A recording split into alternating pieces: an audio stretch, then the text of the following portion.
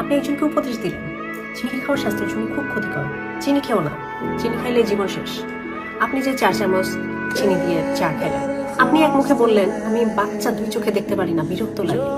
আবার আরেকজনের সামনে যে তার মন রক্ষার জন্য তার বাচ্চা নিয়ে লুতুপুতু শুরু করে দিলেন। এই জিনিসগুলোকে কি বলে জানেন? Two faced character, double standard, মুনাফিক। মুখে এক, অন্তরে এক।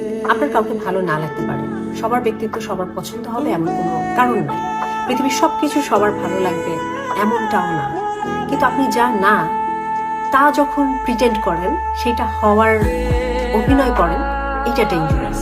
মুখে আমরা অনেক মহান মহান কথাবার্তা বলি, কিন্তু আসলেই যদি আমরা ওই রুলসটা ফলো করতে পারতাম, পৃথিবীর চেহারাটা হয়তো পরিবর্তিত হয়ে যেত। অতটাও দরকার ছিল না, তার সূক্ষ্মতম অংশ যদি নিজের ভিতরে ধারণ করতে পারতাম, পৃথিবীটা অন্যরকম মনে হতো। আসলে এই অভিনয় করা, এই প্রিটেন্ড করা, এইগুলো কারোর জন্য হেলদি না। আপনি কোনো মানুষকে পছন্দ করছেন না, ভালোবাসছেন না, আপনার তার ব্যক্তিত্বের সাথে দ্বন্দ্ব, ঠিক আছে, এটা হতেই পারে। It's very very normal and parcel of our life.